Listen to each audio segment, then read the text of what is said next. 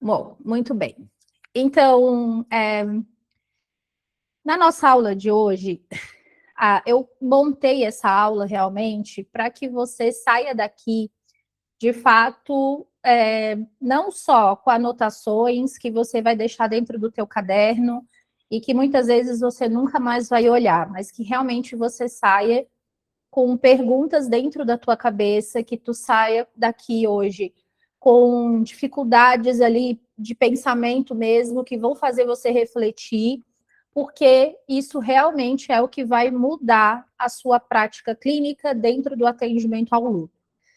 E por que eu falei para vocês no início da aula de hoje que a gente ia começar a aula de hoje falando sobre uma coisa meio chata, e isso aconteceu agorinha de pouquinho mesmo comigo aqui, e por isso que eu, poxa, eu vou compartilhar com os alunos essa situação. Eu estava atendendo uma paciente mais cedo, uma paciente que já fez 4 sessões comigo, e essa minha paciente, ela teve uma perda muito significativa, uma perda violenta na família dela. E ela estava fazendo terapia comigo, fez essas 4 sessões, e hoje a gente foi fazer a nossa 5ª sessão. Acontece que essa minha paciente passou por um psiquiatra, e que um psiquiatra que deu informações bem superficiais para ela, deixando ela com dúvidas sobre algumas questões ali que ela estava vivendo. Depois, essa paciente, esse psiquiatra encaminhou ela para um psicólogo do plano de saúde. E ela tinha ali 15 sessões do plano de saúde para fazer. Então, essa paciente falou: vou fazer também, né? Mal não vai fazer. E ela foi fazer uma sessão com essa pessoa. E esse cara que atendeu ela, ele falou tanto absurdo para ela, tanto absurdo, que de verdade eu me envergonhei das coisas que ele falou para ela, tá? Só para vocês terem noção, é óbvio que eu não vou abrir aqui, não vou ficar, né, falando assim, mas assim, as coisas que ela ouviu foram tão agressivas e violentas para o que ela estava vivendo, que ela desligou a câmera na cara dele e não conseguiu nem finalizar a sessão, tá? Essa paciente chega hoje na terapia completamente desorganizada, num nível de ansiedade, de estresse, não conseguiu comer fazem 2 dias, extremamente mal, muito dano causado por causa de uma pessoa completamente despreparada e que falou absurdos para ela, absurdos no nível que eu falei para ela que se ela quiser denunciá-lo, eu tô do lado dela. Eu vou pegar ela na mão e a gente vai junto fazer uma denúncia contra essa pessoa. Do nível de absurdos que essa pessoa falou. E aí é que está o grande X da questão, e por isso que a aula de hoje, acho que assim, isso que aconteceu mostra tanto, porque eu fiz uma enquete com o pessoal do grupo no outro lançamento do curso, e uma das coisas que eu coloquei na pergunta era: você tem medo de atender luto e não saber o que falar? E foi muito votado, não saber o que falar. E isso é importante, porque não saber o que falar é muito melhor do que falar besteira.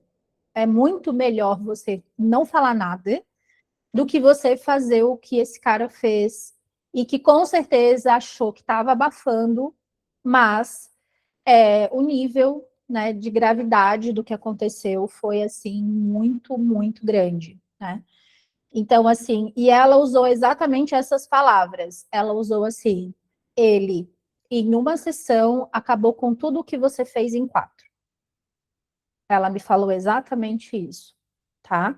Tudo que você fez em 4, ele acabou em uma. Então, assim, esse é o nível, por isso que eu falo para vocês da nossa responsabilidade de estudar, de se aperfeiçoar e de nunca achar que a gente esgotou, que é o suficiente, porque não é, porque a gente lida com algo extremamente grave e difícil, que é a dor humana.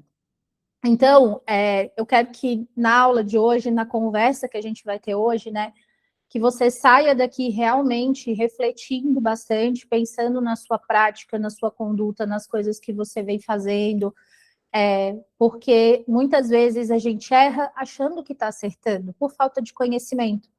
E quando a gente sabe, né, aí a gente não consegue desver, né? Depois que a gente vê, a gente não consegue desver. Então, é esse aí o caminho que eu quero que a gente percorra hoje, tá? Então, de novo, não fiquem querendo anotar 1 milhão de coisas, pedindo material, porque muitas vezes você não vai nem olhar isso de novo. Presta atenção na aula, conversa, pergunta, raciocina, pensa. A ideia é que você possa pensar, ok? E aí, para a gente começar, eu queria que vocês pudessem colocar aqui no chat para mim, quando você pensa em atender um paciente em luto, qual é a primeira palavra que vem na tua cabeça? Vem empatia, vem medo, vem insegurança, vem dificuldade, era para ser ansiedade ali, não sei porque o corretor mudou. Que palavras que vêm na tua cabeça de começo, assim, quando você pensa em atender um paciente enlutado? Escuta, acolhimento, acolher, acolhimento, bem. Medo de não dar conta. Que bom, só o medo já te protege para não fazer bobagem. Respeitador, empatia, acolhimento. Acolhimento e empatia vem bastante, né? Acolhimento vem bastante, muito bom. Ouvir com paciência. Muito bem. Ótimo. Guardem essas palavras que vocês estão falando. Cuidado e responsabilidade, validação dos sentimentos. Muito bem. Nossa, muito bom. Muito bem.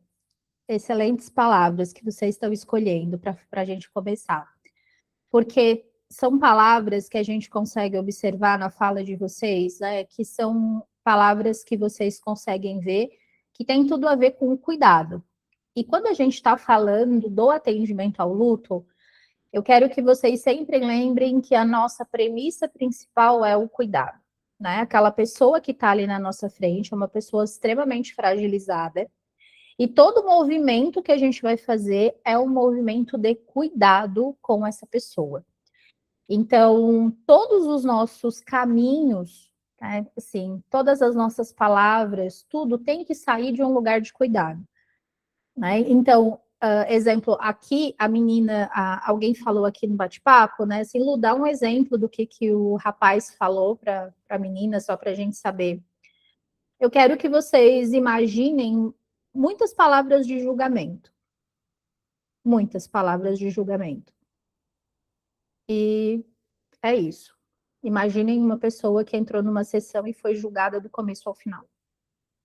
Foi julgada e foi julgado, né, a pessoa que ela perdeu. Então, é isso. Então, isso vai contra o cuidado.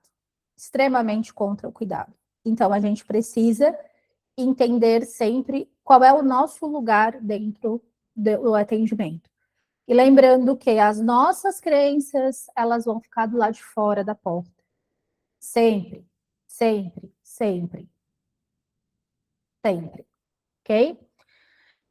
Então, cuidar, né? O luto, ele é cuidado.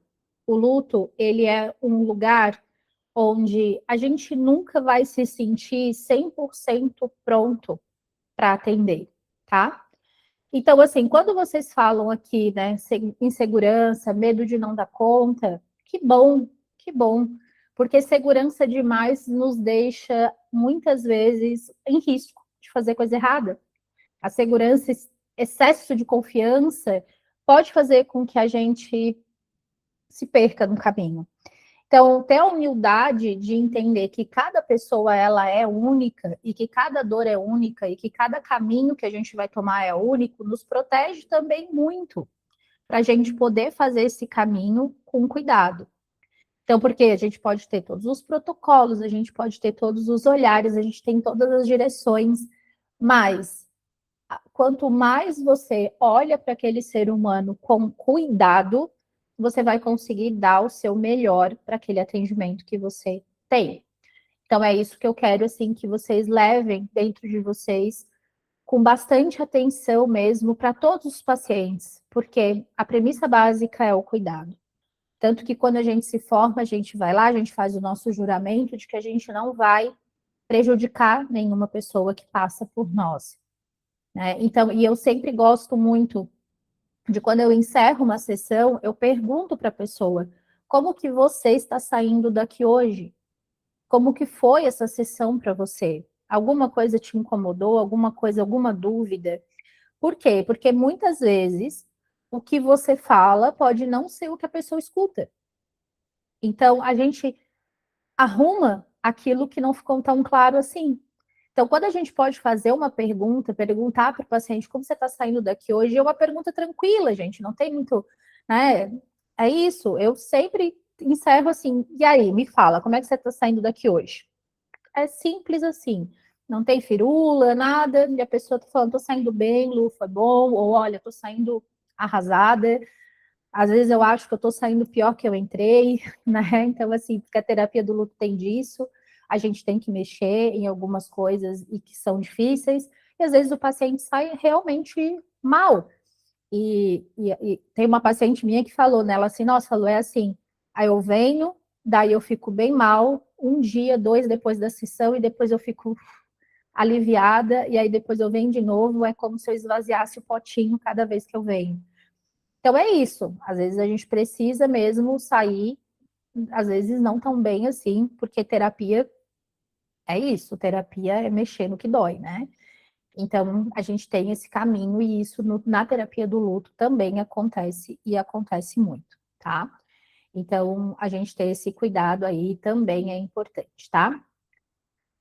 E o que eu mais quero nesse nosso encontro de hoje é que vocês tenham essa compreensão, né? A grande virada de pensamento é que entender luto não é conduzir luto, tá? Por quê? Porque isso são coisas completamente diferentes. E isso foi uma dor que eu tive como aluna por muito tempo, porque quando eu era aluna, que eu ainda estava na faculdade, ou eu tinha que viajar quilômetros para poder fazer um curso de luto, porque antes da pandemia não tinha cursos online, nada disso, ou se tinha, eu nem conhecia. Então a gente viajava, pegava quilômetros e quilômetros para ir num curso de luto, que eram muito raros de se ter. E quando eu chegava lá, eu via muito isso. Tinham muitas aulas sobre entender luto, mas não tinha o que fazer com aquilo. E isso era uma coisa que eu, como aluna, me atravessava. Caramba, eu entendi os conceitos, eu entendi isso, eu entendi aquilo, eu sei tudo, eu sei o paciente está passando, eu sei o que ele está passando. Mas como que eu ajudo o que ele está passando? Essa era uma dúvida e uma dificuldade que eu tinha como aluna. E isso me fez correr atrás de outros caminhos para beber de outras fontes, porque eu entendi que só a psicologia do luto ela não me dava a base suficiente para que eu conseguisse conduzir os pacientes. E aí a gente atravessava o quê? Acolhimento, ficava no acolhimento, validação, escuta, acolhimento, validação, escuta, e a direção não existia. E aí a gente atravessava uma questão que me incomodava muito como aluna, né? Como uma pessoa que ia se formar, ia trabalhar com luto, e depois eu me formei. E digo para vocês que cursos de tanatologia, cursos de formação em psicologia do luto, especialização em luto, não foi muito diferente daquilo que eu via nos cursos por aí, né? Realmente foi beber em outras fontes que eu consegui encontrar uma condução clara, um caminho seguro de intervenção, tá? E aí eu digo para vocês que o entender o luto não é conduzir o luto, porque não é, tá? Não é. Quando você consegue ter ferramentas para isso, muda completamente. E eu quero falar até para vocês, né? Fazer aqui, puxar uma farinha para mim. Essa semana a gente estreou o podcast Luto com PBE. Quem ainda não assistiu, eu recomendo que vocês escutem. Não é só áudio, então vocês escutem. E eu fiz uma entrevista com a Sara, que é uma das minhas alunas da formação em psicologia do luto, e a Sara estava me falando sobre isso no podcast, né? Que ela estava patinando com um paciente dela, e aí ela veio para a supervisão e eu dei uma direção, e aquela direção que eu dei ali levou ela a conseguir, em 4 sessões, cessar aquela demanda com o paciente dela. Então, a direção, ela é muito importante no atendimento ao luto. Então, não é só o acolhimento, não é só a escuta, não é só a validação. É também a gente saber como que a gente vai conduzir aquilo dentro de sessão. E que também não é um beabá, não é uma coisa mecanizada, não é nada disso. É uma coisa muito humana, cuidadosa e extremamente valiosa, tá? E que realmente faz diferença e que faz o nosso trabalho ser realmente bem visto e bem validado, ok? Por quê? E aí eu coloquei aqui que um dos erros mais comuns é que acolher, as pessoas entendem que é o que a gente faz na terapia do luto. Só que só acolher não é necessário, né? Que acolher é necessário, mas não é suficiente. Então, muitos de vocês aqui colocaram que o acolhimento quando você pensa em terapia do luto, você pensa em acolhimento. Foi uma das palavras que mais vocês falaram aqui. E ela é necessário, é muito necessária, mas ela não é suficiente, certo? Por quê? E aí eu coloquei uma crença, que a crença que normalmente existe é que se a gente sentar com empatia, validar a dor, a gente cria um espaço seguro e que isso é o suficiente. Só que não é a verdade, porque é verdade, né? Que ao mesmo tempo, só isso não basta para o paciente avançar. E qual é o risco? Dependendo do nível do acolhimento, você pode sim estar prejudicando sem saber. Por quê? Porque se a gente fica só na empatia, no acolhimento e na validação, o que a gente pode estar levando o paciente para um lugar de paralisação, que é aquilo que a gente não deseja, que a gente não quer que o paciente fique, que é o nosso papel até mesmo de fazer do trabalho com o nosso paciente, tá?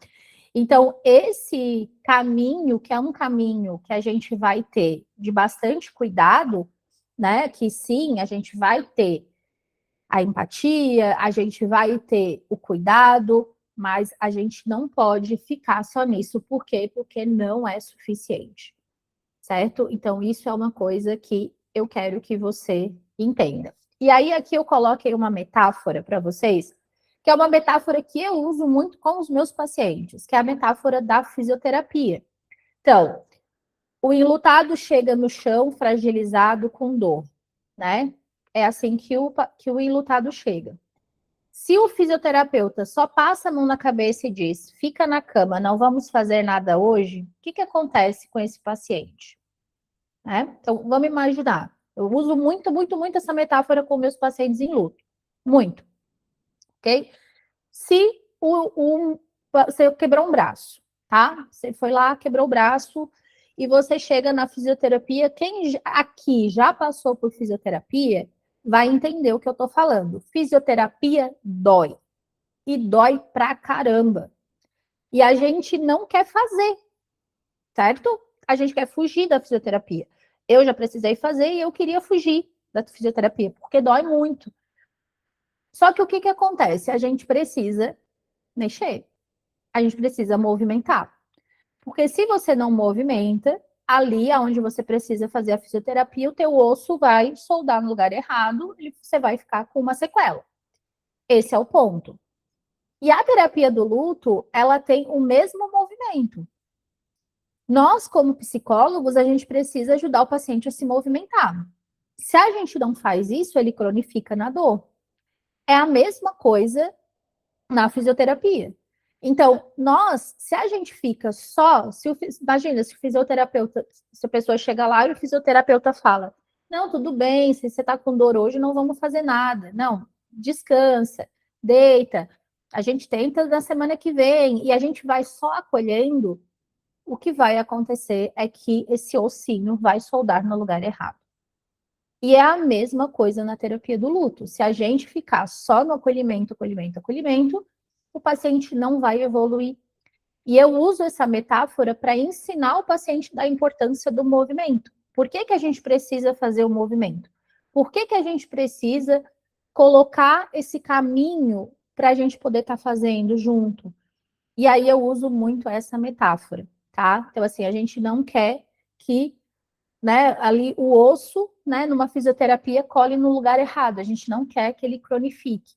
Dessa forma, acolher demais um paciente enlutado, entender demais esse lugar e ser extremamente validante nesse lugar, a gente pode sim estar cronificando aquilo que o enlutado está vivenciando, tá?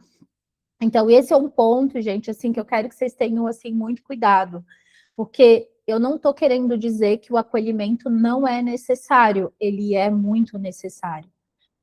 Só que existe um momento que a gente já entende que o paciente já precisa do movimento, que ele precisa começar a fazer os movimentos. E quando a gente quer isso, o que, que acontece? A gente tem que ajudar ele a ter consciência de que isso é necessário, tá? E aí é onde a gente entra com as metáforas, psicoeducação. Por quê? Porque se você chega lá na fisioterapia e o cara fala para você, me dá aqui o teu braço que eu vou puxar. Você vai dizer, não, vai doer, não quero que você puxe. Agora, se ele fala, não, ó, a gente vai começar devagarinho, vou dar um passinho de cada vez, eu vou fazer isso aqui. Quando doer demais, você me avisa, a gente dá um tempinho, depois a gente começa de novo. É muito diferente. Então, tudo isso é como que eu faço, como que eu estou fazendo. Isso é a direção, tá? Esse é o caminho que a gente precisa ter cuidado. Então, só acolher não é o bastante. A gente precisa também da direção clínica, certo? Deixa eu ver aqui o bate-papo, se vocês estão falando alguma coisa. A Ana falou, isso é humildade. E a Karen falou exatamente isso. Por isso, eu amo o seu ensino. Obrigada, Karen. Muito bem. Então, assim, então vamos continuar. E aí, eu até coloquei aqui, né? Ocultei aqui o nome das pessoas, mas isso aqui são depoimentos de pessoas que eu já recebi no Instagram, de pessoas que passaram por terapias de luto e que foram muito mal conduzidas, né? Então, exemplo, a gente tem aqui essa pessoa que fala, ó, abandonei a terapia porque eu queria falar da minha dor, da raiva, da culpa, e a psicóloga insistiu em falar da minha infância. E eu só queria falar da minha dor, né? Então, o que estava acontecendo aqui? A psicóloga estava olhando para um lado muito diferente do que o paciente estava precisando naquele momento, né? Então, aqui um outro depoimento. Minha psicóloga era TCC, me acompanhava há anos, mas no momento do meu luto, ela não soube me ajudar, me deixou pior e ainda me largou. Então, aqui mostra pra gente o quê? Que o luto ele vai chegar na tua, ele vai chegar na tua casa, ele vai chegar na tua clínica, não importa. Se você não está pronto para atender luto, ou você vai estudar, ou você vai fazer supervisão, ou você vai encaminhar. Você só não vai fazer isso aqui, abandonar o paciente, a Deus dará e pronto, né? Não, não mesmo, certo? Então, a terceira pessoa que ela disse, né? Desisti da terapia, parecia evasiva, não me ajudava em nada e acabei entrando em depressão. Então, isso aqui, gente, são assim, falas reais, tá? De pessoas que colocaram no Instagram para mim e colocaram ali realmente o que elas estavam sentindo com relação às experiências da terapia. Então, a gente consegue ver aqui que se a gente não tiver a direção, se a gente não souber o que está fazendo e não conseguir fazer um bom levantamento, a gente pode errar em todas essas áreas aqui também. porque isso aqui é super fácil de errar. O paciente pode estar falando A, eu estou querendo ir para B, o paciente pode estar falando C e eu ainda estou lá em A. Se eu não estou atenta e entregue dentro do atendimento, isso pode acontecer. Isso pode acontecer. Então, gente, o que eu quero mostrar aqui para vocês, quando eu estou falando que só acolher não é o suficiente, que sim, a gente pode errar e pode errar muito com o atendimento, é para mostrar para vocês que esse tipo de conduta, ele é inadmissível, né? Ele é inadmissível. Quando eu vejo uma pessoa falando para mim que ela viveu algo assim, eu tenho, é o que eu falei hoje para minha paciente. Eu falei para minha paciente hoje, eu disse para ela, eu quero te pedir desculpas pela minha classe. Eu quero te pedir desculpas porque o que você viveu nessa sessão, ninguém deveria viver. Ninguém deveria passar por algo parecido. E eu realmente me envergonhei, eu fiquei com vergonha das coisas que eu estava ouvindo, porque assim, eram absurdas num nível absurdo, que não tem outra palavra a não ser absurdo. Então, é isso que eu quero mostrar para vocês, a falta de preparo. Uma paciente extremamente fragilizada, com um luto recente de 1 mês e meio, ouvir tamanhas barbaridades, não é, assim, é algo digno realmente de um bom processo ético, tá? Então, assim, não vejo outro caminho a não ser esse, certo? Então, isso que eu quero nessa parte aqui mostrar para vocês, que luto não é só escuta, luto não é só sentar, ouvir o paciente chorar, mas luto não é também empurrar o paciente para a vida de qualquer jeito. Não é falar qualquer palavra, não é querer que o paciente toque a vida, não é siga em frente, passou, vida que segue. Não é isso também, porque isso aí também acontece a rodo, tá? Que a gente escuta isso todos os dias que acontecem dentro da clínica. A gente escuta direto questões religiosas atravessando dentro da clínica, que são coisas que não podem acontecer, tá? Então, assim, são caminhos super importantes, tá? De a gente poder estar tomando cuidado, ok? Então, pensando em tudo isso, qual é o grande núcleo do problema? O grande núcleo do problema não é a falta de empatia dos profissionais, é a falta de conhecimento, é a falta de direção, é a falta de aprender, é a falta de conhecer, ok? Esse é o maior problema que a gente tem, tá? Por quê? Porque o atendimento com o luto, e eu acho que lá no podcast, de novo, puxando sardinha para o podcast, a Sara também falou isso. Quando eu fiz uma pergunta para ela, né, o atendimento ao luto ensinou ela que os artigos não ensinaram. E a Sara me respondeu a vivência de quem passa pelo luto, o dia a dia de quem vivencia o luto, a dor de você não poder compartilhar a comida favorita da pessoa, aquelas coisas muito básicas do dia a dia. E isso, gente, são coisas que realmente você não vai encontrar. Isso só você vivendo e tendo o cuidado ali realmente para você poder degustar disso com o seu paciente na sua intimidade clínica, porque isso é realmente uma conexão que ela é muito única. E quando você tem isso, você tem tudo, tá? E aí eu vou dizer uma coisa para vocês assim. Ó, a Sara tá aí. Eu não vi que a Sara estava aí. Olha, a nossa convidada especial do podcast dessa semana tá aí. Que delícia! Eu nem tinha visto.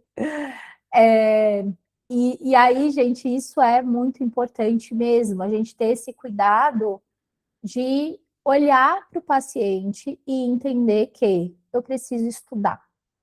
Eu preciso estudar. E aí eu vou dizer para vocês, tá? Estudar nunca vai ser pouco, tá? Nunca vai ser pouco. Eu digo para vocês, assim, que paciente entra comigo qualquer demanda. Ah, entrou uma mãe enlutada. Comecei um caso novo. Tá, deixa eu ver isso aqui, olho o caso. Deixa eu dar uma olhada nos artigos novos, o que está saindo aqui sobre mãe. Pego os meus livros aqui, deixo esses livros aqui, deixa eu ir lá nos capítulos de luto materno, deixa eu olhar de novo o que eu tenho aqui, revejo. Então, assim, o estudo nunca para, ele não acaba. Mas você ter o conhecimento de todo esse processo, né, de você nunca parar de estudar, é importante demais, tá?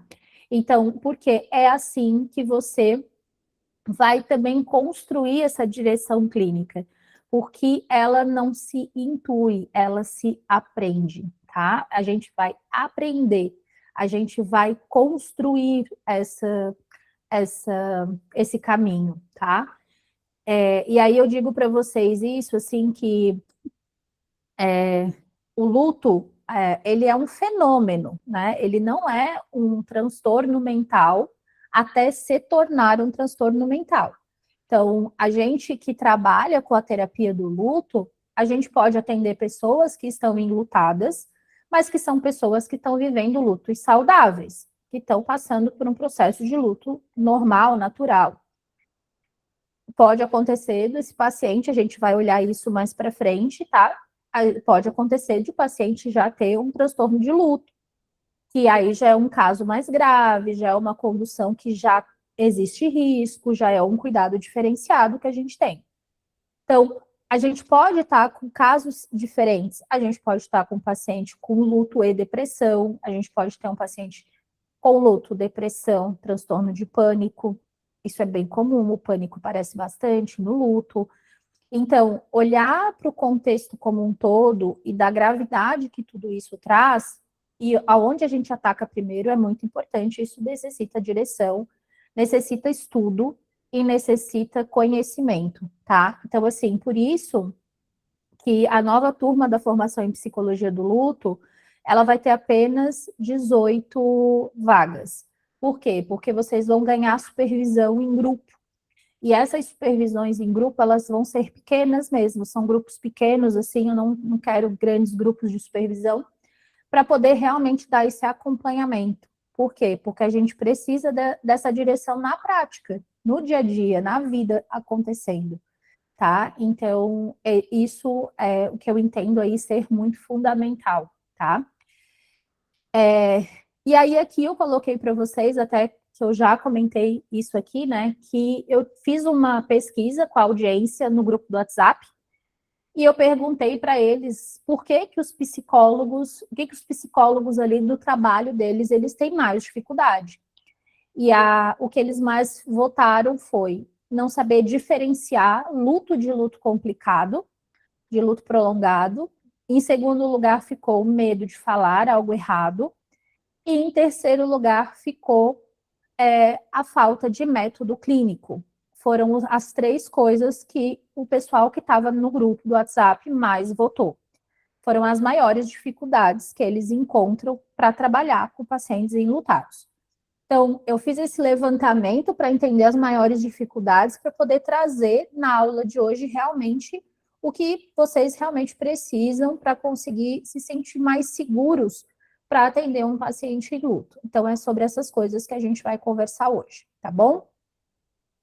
Então, a gente vai falar um pouquinho do primeiro deles, né, que foi o normal do luto e do luto complicado. Então, a gente precisa pensar, né, quando a gente vai olhar a história da psicologia do luto, todo o contexto da psicologia, desde a pandemia, a gente tem um aumento muito grande, bem considerável, de estudos sobre luto, de artigos sobre luto, de livros sobre luto. Até então, a gente sempre teve, o luto sempre foi pesquisado, sempre foi estudado, mas não com tanta ênfase como a gente tem agora. E isso é muito positivo, a gente fica muito feliz com isso, porque, de fato, a gente consegue, com esse aumento dos estudos de luto, a gente consegue ter cada vez mais artigos bons, né, estudos randomizados, a gente consegue realmente ter uma constância boa aí para a gente poder fazer um trabalho de qualidade. Mas a maioria das pessoas, elas não sabem ainda, nas sessões, diferenciar quando o paciente está num luto saudável, quando o paciente está, às vezes, num luto que está complicando, ou quando já existe um transtorno de luto instaurado.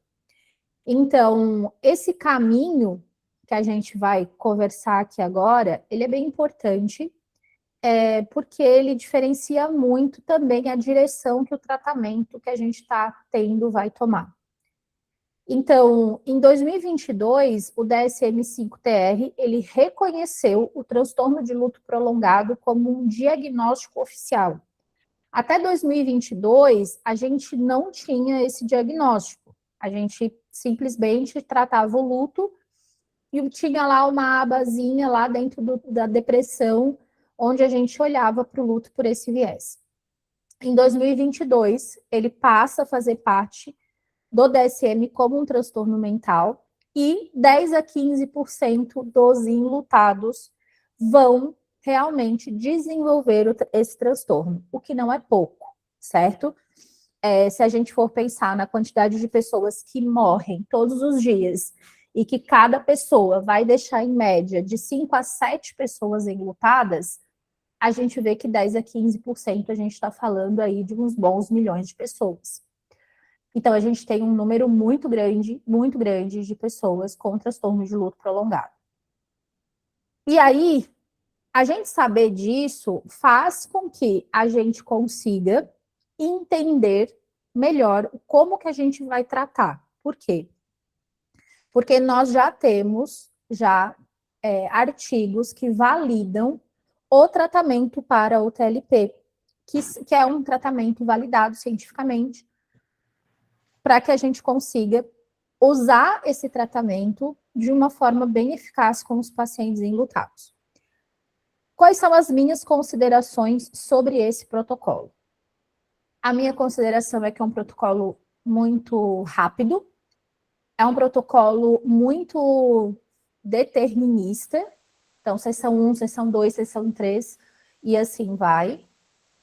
Muito material, muitas fichas, muita aplicação de coisas com o paciente. E eu acho que funciona muito bem, e aí aqui eu estou falando a minha opinião pessoal, acho que funciona muito bem em outros países, mas eu acho que não no Brasil, tá? Eu acho que aqui a gente não tem esse estilo de terapia, tá? Que dá muito certo a gente usar o protocolo do jeito que ele é.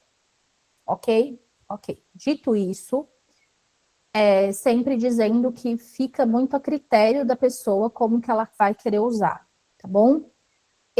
Como que eu utilizo? Eu utilizo todo o protocolo, só que eu utilizo ele no meu tempo e no tempo do paciente.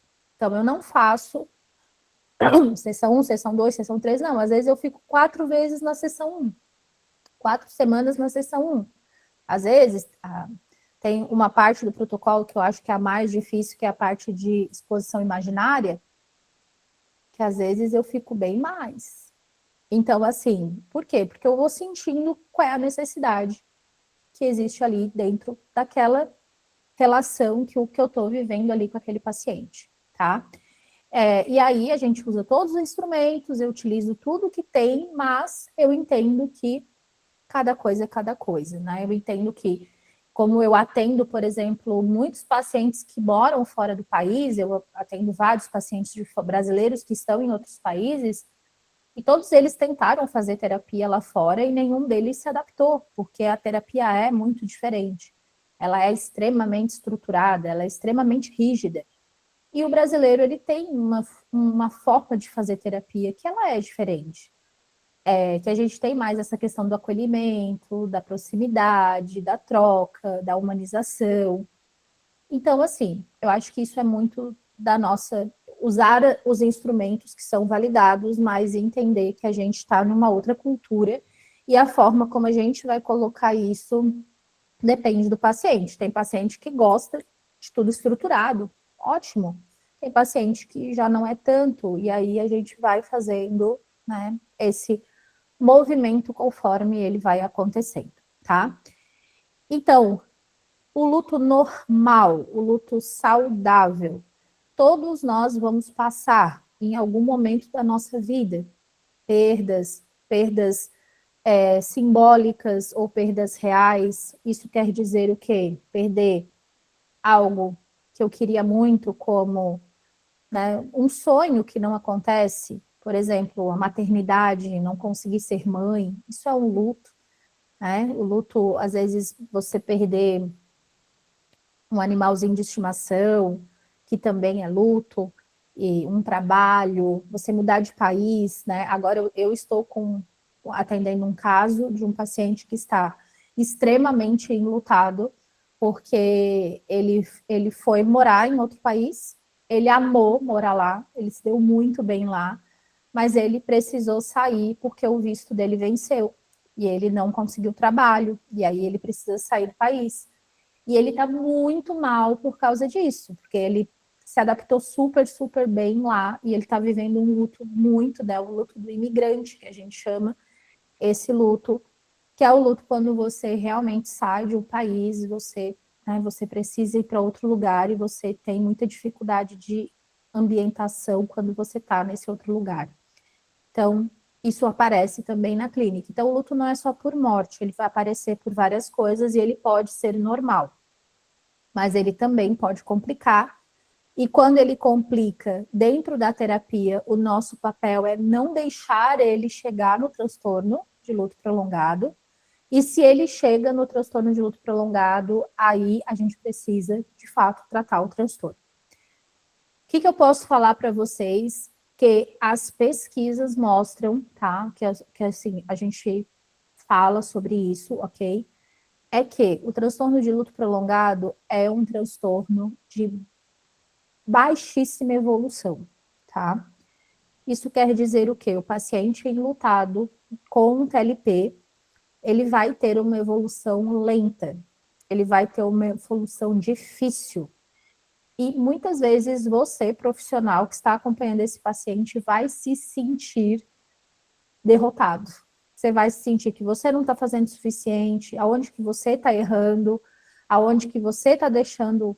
E isso são perguntas importantes de você se fazer, não estou dizendo que elas não são, elas são importantes, mas a maioria das vezes o problema não vai ser você, o transtorno ele é difícil de manejo, tá? Então, assim, isso já temos isso também documentado, que ele é um transtorno de difícil manejo. Por isso que a recomendação é de quando a gente está com um paciente de transtorno de luto prolongado, estarmos em supervisão também, tá? Porque a gente também precisa cuidar de nós dentro desse processo, porque é difícil também para a gente lidar com um paciente grave, com o TLP grave do jeito que é, tá? Então, esse também aí é um cuidado que a gente também precisa ter, ok? Então, quais são os sinais que a gente precisa observar dentro do atendimento com o paciente em luto, para a gente observar se está acontecendo ali, né, de alguma forma, uma complicação de luto, para a gente poder olhar o TLP, tá? Então, em primeiro lugar, o paciente, ele não consegue retomar a vida depois de meses, certo? Então, aqui, já se passaram, em média, 6 meses, 8 meses, e o paciente ainda não consegue retomar a vida, a gente tem uma atenção importante aqui nesse caso, certo? Lu, o que é retomar a vida, ok? O retomar a vida, gente, não é só estar funcional, ok? O retomar a vida é realmente retomar a sua vitalidade, ok? Por quê? Porque quando a gente está falando de retomar a vida, muitas vezes a gente pode confundir isso com funções. Ah, eu estou trabalhando, eu estou estudando, estou limpando a casa, estou cuidando dos filhos, mas eu estou sobrevivendo. Eu não estou vivendo. Eu estou sobrevivendo, eu estou fazendo o que tem que fazer. Ponto. Isso não é vida, isso é sobrevivência, tá? Então, quando a gente está falando de retomada de vida, a gente está falando de retomada de vitalidade. Então, olha, eu gosto de fazer isso, eu acordo, eu sinto que que eu estou animada, que eu estou trabalhando, tenho as minhas funções. Isso é a vitalidade. Então, se o paciente não consegue retornar essa vitalidade, a gente tem um ponto de atenção, tá? É igual eu quando, no ano passado, eu fui dar uma palestra no Setembro Amarelo, e quando eu dei essa palestra lá, depois do final da palestra, veio um rapaz falar comigo. Um rapaz não, um cara já mais velho, assim, de 50 anos. E aí ele chegou para mim e falou assim, moça, chamou assim num cantinho, né? E ele falou assim, moça, eu sou a pessoa mais animada de todo lugar que eu vou. Todo bar que eu vou, eu sou sempre o mais brincalhão, eu brinco com todo mundo, eu dou risada para todo mundo, eu resolvo o problema de todo mundo. Aqui no trabalho, todo mundo me adora, eu sou o mais sorridente de todos. Mas quando eu chego em casa, eu só penso que eu quero morrer todo dia. Ele falou, e eu tenho certeza. E aí ele falou assim, e esses dias eu ainda pensei isso, que se eu morresse hoje, amanhã ia todo mundo dizer assim, meu Deus, mas logo ele que eu nunca vi nada, nunca senti nada. Então, o que, que é isso? Isso é sobreviver. Você não tem vitalidade, você está vivendo no automático, nas relações automáticas, fazendo automático, mas a sua vitalidade ela deixou de existir. Então, esse é o ponto que a gente vai olhar aqui na retomada de vida. Não é apenas a funcionalidade, é a vitalidade nessa funcionalidade, tá bom? Então, esse é um ponto central que a gente precisa olhar. Segundo ponto, paciente que evita falar da perda ou que só fala dela o tempo inteiro, tá? Então, gente, isso é um ponto aí importante, tá bom? Que a gente precisa ter também, né? Com os pacientes que a gente vai cuidar. Esses pacientes que ficam realmente ali o tempo todo só falando no luto, só falando na perda, esse é um ponto central também da gente olhar. O que aqui é importante? Aqui a gente está falando de meses, tá? Então aqui a gente não está falando de alguém que acabou de perder, que está realmente agora no auge do luto, que precisa desse processamento psíquico, porque isso não vai acabar de um dia para o outro mesmo. Agora, devagarinho, a gente precisa ir espaçando essas conversas, espaçando essa evitação. Então, quando esse espaçamento não acontece, seja da evitação, que ela se mantém, ou seja, dessa fala constante da pessoa, a gente tem realmente um problema também de atenção para o luto complicando ou já um transtorno de luto prolongado, se já passaram de 12 meses, tá? Então, aí depende do momento que o paciente procura vocês na terapia. É um paciente que recém perdeu ou se é um paciente que já chega na terapia depois de meses de luto, ok? Depois a gente tem sintomas físicos, né? Como sem explicação médica. Então, o paciente começa a apresentar muitas questões fisiológicas, não tem uma explicação. Eu já atendi uma pessoa assim. Essa pessoa, ela chegou a vir, realmente ela veio a óbito. A gente não tem como garantir que ela faleceu de síndrome do coração partido, mas eu acredito que sim, que foi isso que aconteceu, que era uma pessoa que ficou internada, fez todo o levantamento fisiológico e não havia explicação nenhuma para uma pressão que não baixava de jeito nenhum com nenhuma medicação, com nada, nada, nada, nada, nada. Essa pessoa ficou 15 dias internada em investigação, dos pés à cabeça, da cabeça aos pés, tudo, e nada conseguia encontrar por que essa pressão não baixava. E aí os médicos mandaram para terapia porque é emocional. E logo depois, né, essa paciente veio a óbito por causa do coração. Então, assim, depois de todo o diagnóstico, né, que foi feito, e ela não apresentou nada fisiológico, eu realmente acredito que a gente não teve tempo de tratar a síndrome do coração partido, que é quando o luto realmente afeta a saúde do coração, tá? Então, essas questões, elas precisam ser olhadas, né? Então, às vezes o paciente fica toda a vida gripado, infecções, toda essa parte a gente já tem documentado também que o luto ele afeta muito as citocinas pró-inflamatórias, então o paciente ele fica mais vulnerável a ficar doente. Então, isso também no início do luto é normal. Eu estou atendendo agora uma mãe enlutada que ela tem uma virose atrás da outra, uma virose atrás da outra, uma virose atrás da outra. E é exatamente sobre isso, né, que a gente está trabalhando agora, assim, porque é o luto, né, aí a gente agora entrou com uma nutricionista para conseguir melhorar a parte multiprofissional, realmente, para cuidar dessa parte alimentar, para ver se a gente consegue melhorar um pouco toda essa questão de vitaminas e tudo mais, para ela se proteger um pouco mais, tá? Quando o paciente ele também não responde ao acolhimento empático, então aquele paciente que é extremamente rígido, distante, tem aquele paciente que não fala, aquele paciente que vai para a terapia, a gente nem sabe por quê, porque ele não engaja. Isso é também um sinal complicador, a gente já vê de longe que é um paciente que reprime emoções, que não quer acessar emoções, e isso realmente também é um problema. E, em quinto lugar, a preocupação intensa e constante com o falecido. Então, pode parecer super estranho isso para algumas pessoas, mas isso é muito comum para pessoas enlutadas.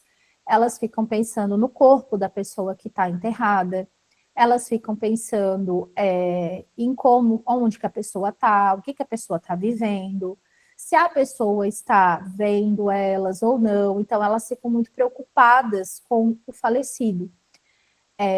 Então, assim, eu já fui uma vez em uma aula que nessa aula que eu fui, a psicóloga que estava dando aula, que era uma psicóloga de luto também, e ela falou que ela teve uma paciente que chegou a comprar um apartamento na frente do cemitério, comprar um telescópio daqueles, né, de distância, para ficar olhando o túmulo da filha, para ver o tempo todo se ninguém estava mexendo, se estava tudo bem. Então, assim, são essas questões que são demais. Né? Quando a gente vê no Facebook, vê no YouTube, no TikTok, gente que faz aniversário dentro de cemitério para filho, né? Gente que faz festinha lá, que faz coisas. Então, assim, são coisas que saem aí da normalidade cultural. A gente consegue entender que existe uma preocupação, né? Eu já tive também uma amiga que faleceu, e essa amiga, a mãe dela, passava todas as tardes no cemitério, no lugar que ela, né, que lá é aqueles que não é só o túmulo, né, que é tipo uma casinha assim, não sei se aí na cidade de vocês tem, mas aqui é muito comum. Aquelas casinhas que tem porta, tudo fecha e tal. E ela entrava lá e ela colocou tudo rosinha, ela colocou o tapetinho do quarto da filha, ela fez como se fosse. E ela passou uns bons anos assim, depois ela conseguiu desligar, né? Mas foi um bom tempo que ela passava todas as tardes lá. Então, isso é disfuncional no sentido do prejuízo que causa para a pessoa, né? Todo esse impacto emocional, tá? Então, assim, esses cuidados são questões ali que a gente já consegue ver, né? Então, quando a gente consegue observar que essas coisas aqui elas estão acontecendo e já se passaram ali de 6 a 8 meses de luto, a gente já entende assim, complicadores estão se instalando, né? Então a gente já consegue ver que o luto não está fazendo o seu caminho. E se o paciente já chega com mais de 12 meses de luto, a gente já consegue fechar um diagnóstico de transtorno de luto prolongado e começar o tratamento mais adequado possível, tá? Nesses casos aqui, tá? Então, A segunda razão que o pessoal votou lá no grupo era não saber o que falar, não saber o que conversar, não saber como se posicionar, não saber o que explicar, né? Então, eu coloquei aqui, né, que realmente eu não acho que o silêncio é falta de empatia, né?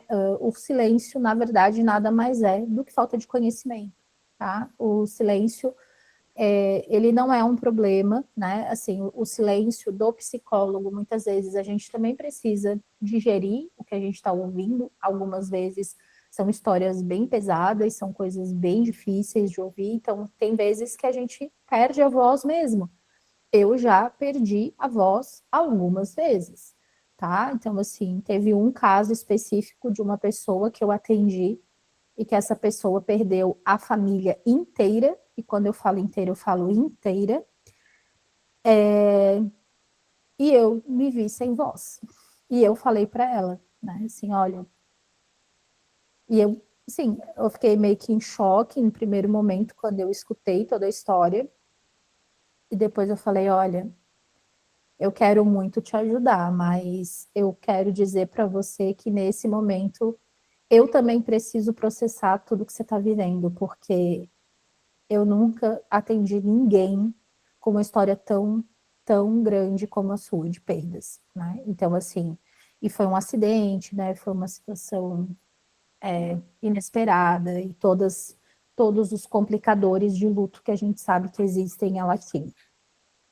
Então, e tudo bem a gente falar da nossa vulnerabilidade também, da nossa dificuldade, de como a gente vê. Então, assim, tá tudo bem, a gente pode fazer isso.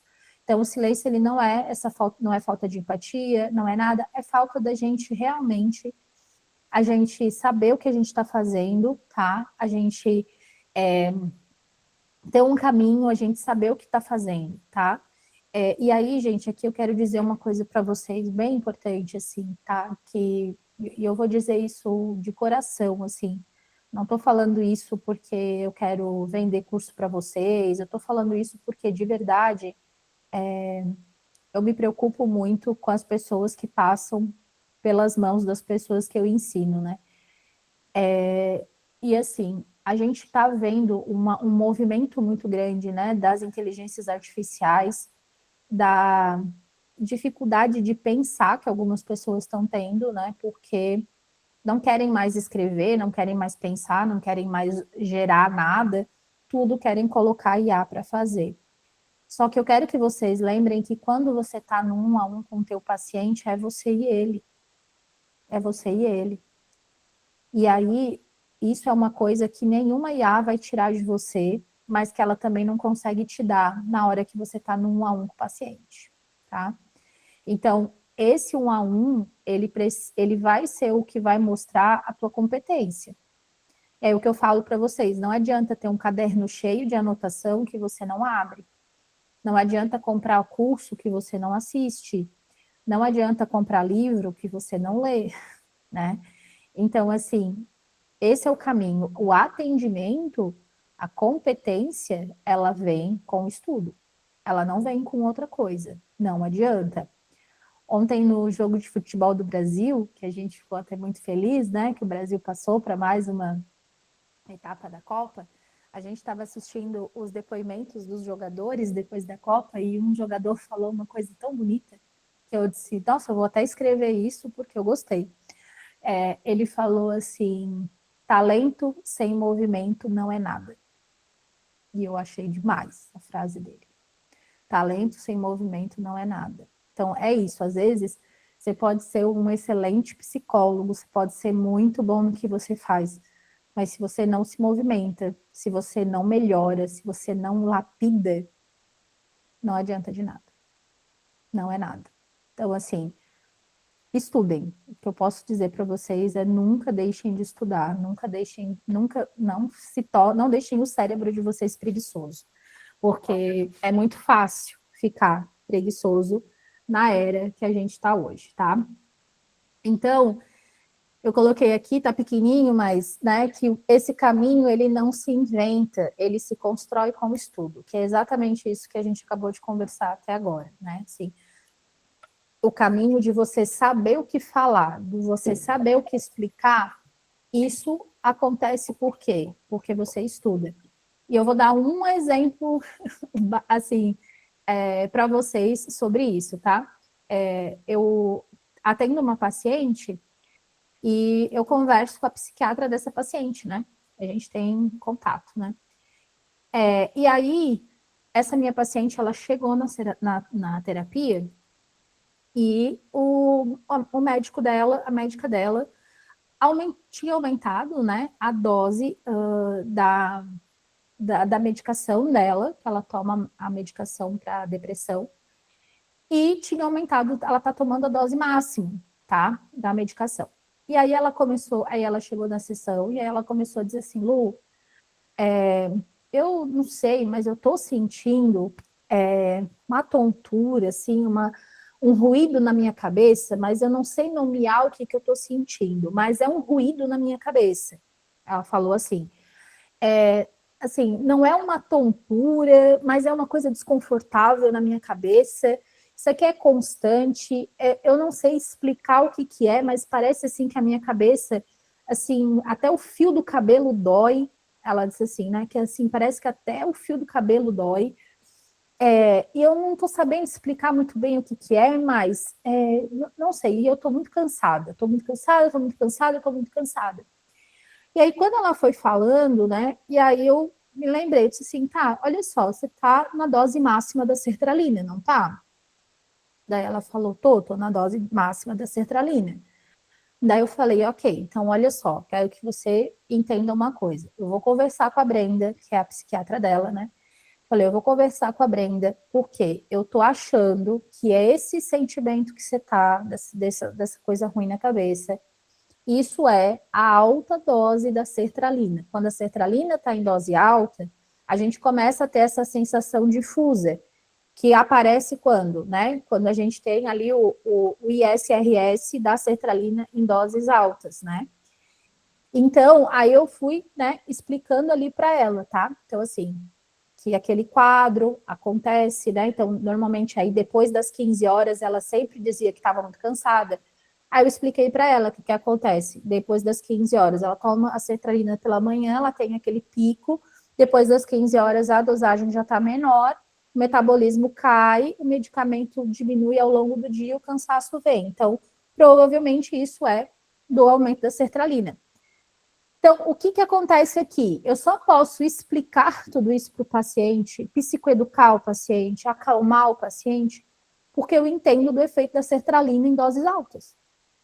Porque se eu não entendo, e tudo bem, tá? Isso é um exemplo que eu estou dando, mas assim, eu sei que vocês não têm que ter conhecimento geral de medicação, tá? Mas assim, eu só consigo fazer isso porque eu entendo. E isso acalma o paciente. Nossa, é verdade, Lu, eu não sabia que a sertralina podia dar isso, tal. Eu disse sim.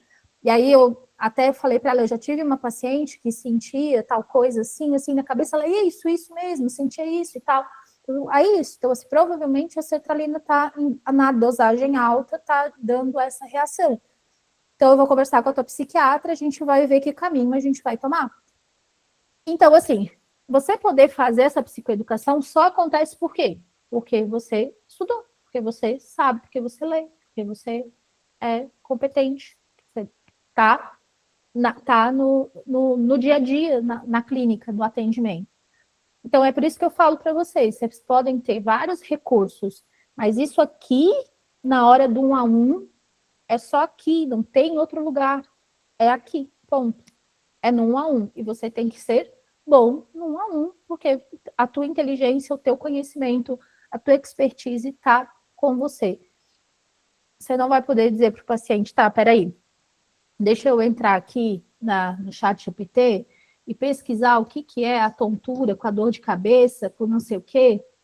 Você não vai poder fazer isso. Você pode até fazer depois e tal, mas aí já passou o time, né, do atendimento.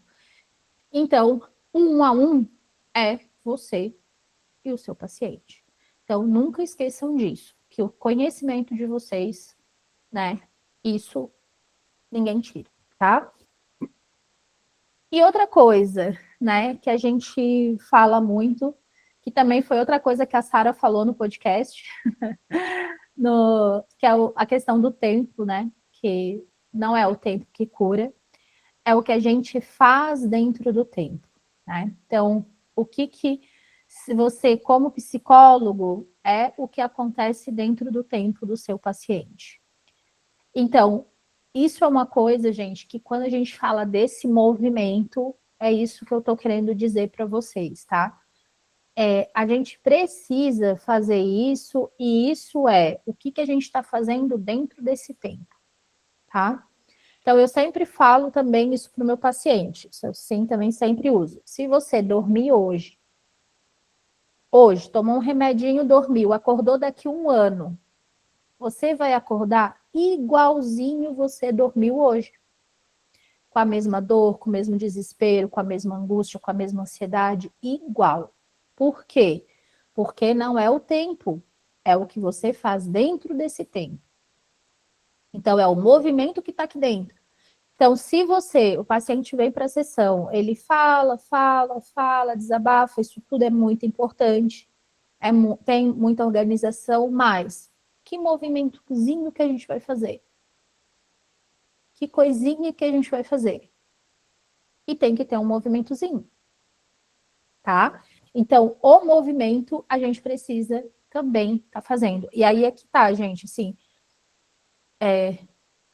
a gente precisa entender o nível do movimento. Por isso que eu digo para vocês que tudo depende, né? Tudo tem um contexto, tudo tem uma direção específica, não existe uma regra básica. Mas eu tenho uma paciente agora que a gente está começando a fazer, né? Que ela comece a largar o celular 30 minutos mais cedo pela manhã e tomar café ao ar livre, lendo uma revista que ela gosta, uma coisa que ela gosta, tal, para ela poder conseguir começar a sair um pouco da cama, tá? Então, assim, é uma coisa pequena, é você ir tomar café com seu marido, eles têm um jardim, eles moram em outro país, é um lugar quente e tal, um lugar gostoso. Então, assim, tomar um café com o marido, conversar, fazer uma coisa diferente. Então, assim, são coisinhas pequenas, mas são movimentos que a gente vai fazendo, tá? Então, esses são pontos aqui importantes que a gente sempre tem que fazer, tá? E o número 3, tá? A gente não vai atender com improviso, certo? Por quê? O que a graduação ensina para gente? Psicopatologia, técnica, teoria, blá, blá, blá, um monte de coisa. Só que o que ela não ensina? O método de verdade, como a gente conduz luto, tá? Como que a gente faz sessão a sessão. E aí, se a gente não sabe isso, a gente vai para tentativa e erro, né? E aí a gente vai lá para as fases da Elizabeth Kubler-Ross, que as pessoas ainda falam com muita frequência, né? Acho que foi a Alessandra que me falou que está fazendo um curso de relacionamentos e que a professora está ensinando as fases do luto da Elizabeth Kubler-Ross no curso. Então, assim, a gente está em 2026, né, gente? Assim, é uma teoria que ela não tem mais por que ser falada, tá? Então, assim, quem não sabe, quem está aqui ainda e não sabe disso, Elizabeth Kubler-Ross foi muito importante, as fases do luto, elas tiveram a sua função, mas hoje elas não são mais um modelo que a gente utiliza para atender pacientes em luto. Quem está usando as fases do luto, aceitação, negação, né, raiva, tá no lugar errado, tá tratando o paciente errado, tá? Então, não, a gente não utiliza esse tipo de condução, ok? Então, atender luto não tem improviso. A gente vai precisar, de fato, a gente vai precisar entender o contexto do que a gente está fazendo, tá bom? Então, o que a gente usa hoje se a gente não utiliza o modelo dual? A gente não utiliza mais as fases do luto, o que a gente utiliza?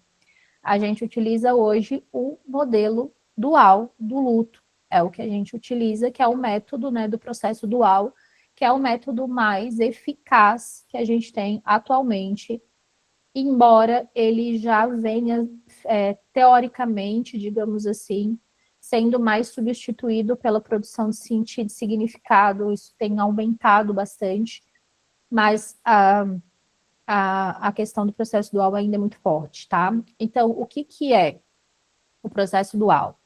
A gente vai ter os dois movimentos do luto. Então, de um lado, a gente vai ter a orientação para a perda, onde o paciente vai chorar, vai ruminar, ele vai sentir falta de quem morreu, ele vai ver foto, ele vai conversar sobre quem partiu. E do outro lado, o paciente tem a restauração da vida. Então, ele começa a voltar a trabalhar, ele vai retomar tarefas importantes, ele vai se distrair, ele vai construir uma nova vida. Então, essa oscilação entre esses dois grandes polos, eles acontecem ao mesmo tempo. Então, tudo isso está junto, né? Então, o que, que é saudável? Saudável é quando o paciente chora à noite, de manhã ele trabalha e ele oscila entre os dois mundos. Isso é saudável, isso é normal. Agora, quando existe fixo na perda, também é um problema. Então, se o paciente passa o dia todo chorando, ele não sai da cama, ele não retorna para a vida, ele não volta a ter vitalidade, a gente está tendo um problema grande aqui, que esse paciente está adoecendo psicologicamente. E se o paciente tem uma fixação só na restauração, a gente também tem um problema. Porque, às vezes, o paciente está funcionando perfeitamente, está fazendo tudo, só que esse paciente nunca chora, nunca processa, e esse paciente está em negação, ele está num luto adiado. Então, tudo isso está acontecendo ao mesmo tempo. Então, o que, que a gente precisa de ser saudável? A oscilação. Então, eu choro, eu rumino, mas eu saio com as minhas amigas, eu me divirto.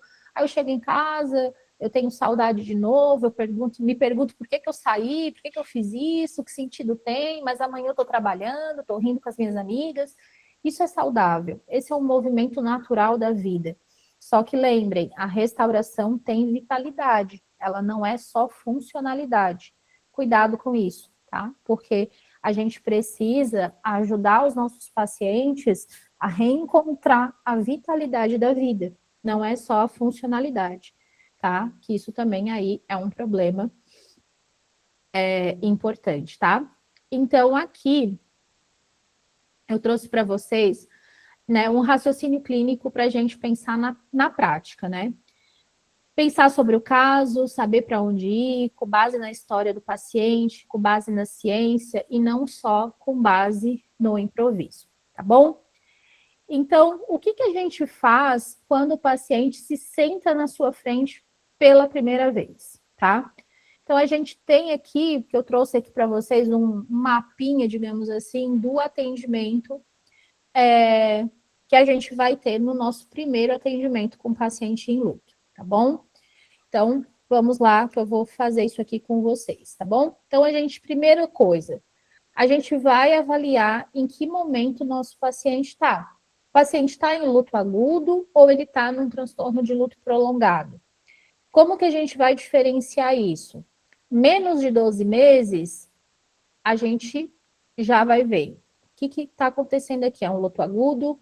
É um luto complicando? Ou o luto prolongado precisa ter mais de 12 meses, tá?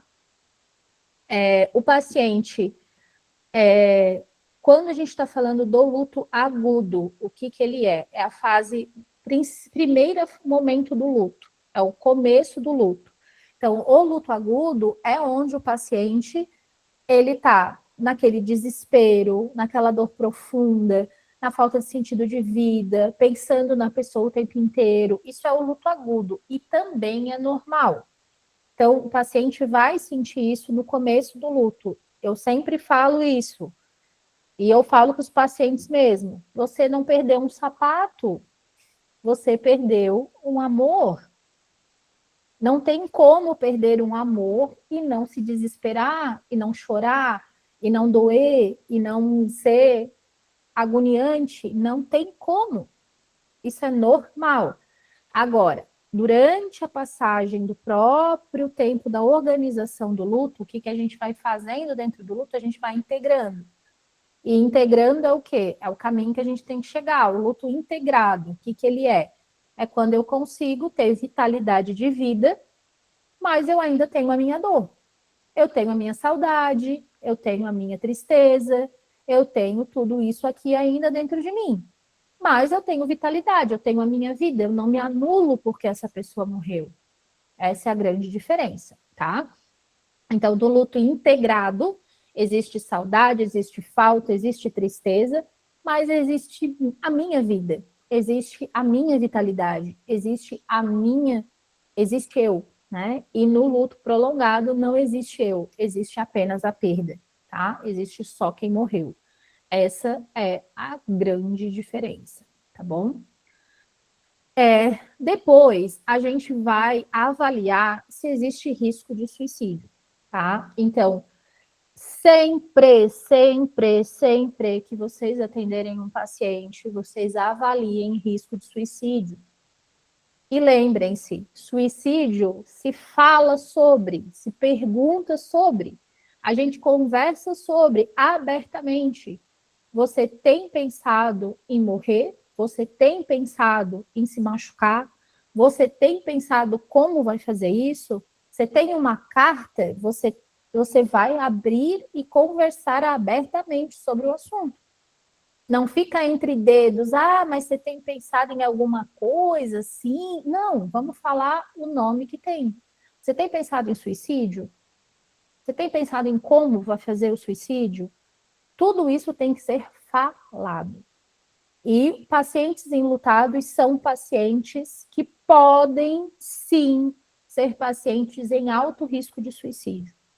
Então, pacientes enlutados, não importa se o paciente está enlutado há um dia ou se ele está enlutado há 2 anos. É um paciente que você precisa avaliar risco, ok? Então, sempre avalia, tá? Então, se existe risco, você não vai trabalhar luto com esse paciente. Você vai começar com ele o protocolo de suicídio, tá? De prevenção de suicídio. Por quê? Porque eu preciso que esse paciente viva. Eu preciso dele vivo. Eu preciso salvar essa vida. Por quê? Porque eu não consigo fazer nada se o paciente morrer.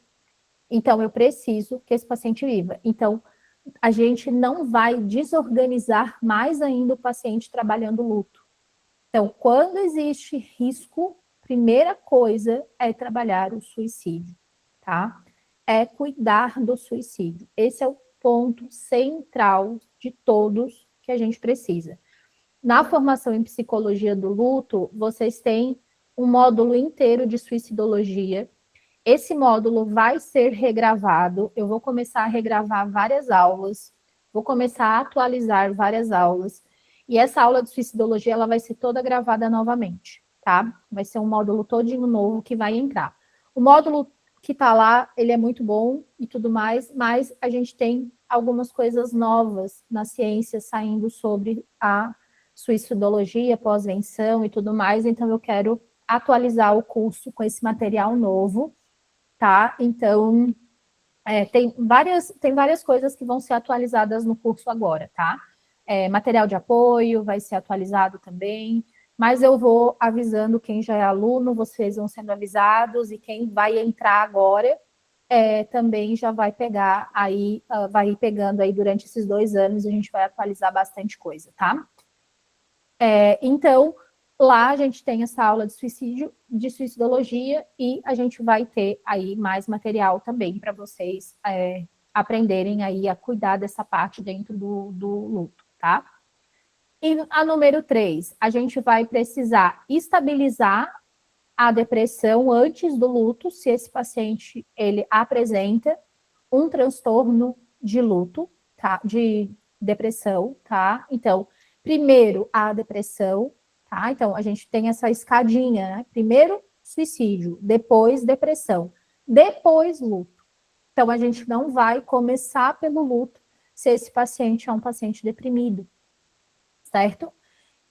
Então, e aí, quem entrar na formação em psicologia do luto nas próximas 24 horas, vocês vão ganhar o meu curso de depressão na prática clínica de bônus, tá? Vocês vão levar na faixa esse curso, que é um curso diferente do de psicologia do luto, é um outro curso que eu tenho, e ele vai ser um bônus para vocês que entrarem nas próximas 24 horas, tá? Então, é um curso muito bom, que eu adoro, e ele é super mão na massa, é rapidinho. As aulas dele é assim, 15, 20 minutinhos, material de apoio, técnicas para utilizar. É aquele curso que você faz e aplica, faz e aplica, faz e aplica. É muito bom. Então, vamos lá. Então, antes de tudo, estabilizar a depressão, estabilizou a depressão, aí você começa a trabalhar a terapia do luto. Então, nunca invirta essa ordem, tá? Nunca. É sempre assim nessa ordem. Quarta coisa que vocês precisam estar atentos: qual é o estilo de enfrentamento que esse paciente tem? Ele é intuitivo ou ele é instrumental? Sem você saber, você faz o paciente falar quando ele precisa agir. E aí, eu já vou explicar para vocês o que é esses dois estilos de enfrentamento, tá? A gente tem aqui o outro slide que vai adentrar isso. Mas esse é um ponto super importante que a gente precisa saber também diferenciar. E o número 5, você precisa ter isso anotado no prontuário do seu paciente, assim, ó, pá, pá, pá, passo a passo. O que impede a adaptação desse paciente? O que está impedindo esse paciente de ir? São os pensamentos disfuncionais dele? É o isolamento? É uma questão familiar? É um luto não reconhecido? É a ruminação? É a falta de sentido de vida? O que é que está impedindo essa adaptação à nova vida?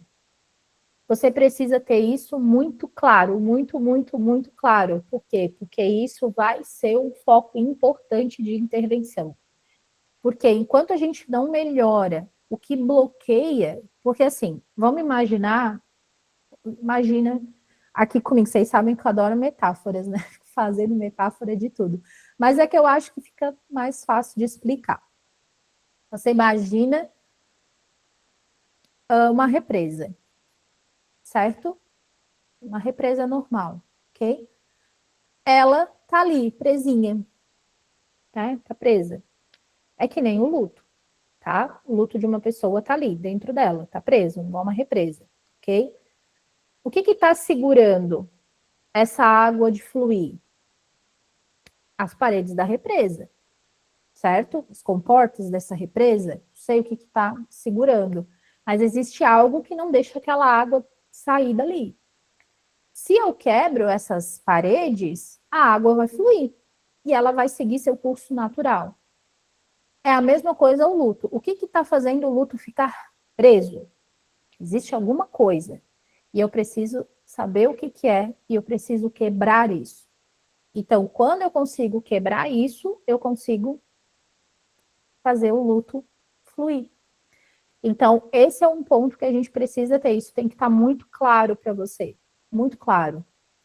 O que é, certo? E aí, a gente pode trabalhar isso entendendo. Tem uma técnica que eu gosto bastante de utilizar para conseguir, quando o paciente não traz claramente, porque tem pacientes que trazem muito claramente, né? Alguns não tanto. Usar a técnica dos pontos de bloqueio. Quais são os pontos de bloqueio que estão fazendo o paciente ali, de fato, paralisar naquela perda, naquilo ali que ele está experimentando. Então, é uma técnica bem legal, eu também vou ensinar vocês sobre ela lá na formação. Vai ser uma aula nova que eu vou gravar também para estar atualizando o curso, tá? Então, assim, quem vai entrar também já vai pegar essa aula nova. E aí, eu falei para vocês que eu ia explicar um pouquinho, né, sobre os estilos de enfrentamento, que é o nosso ali, o nosso passo número 4, que você precisa saber diferenciar, que o paciente, ele pode ter dois estilos de enfrentamento.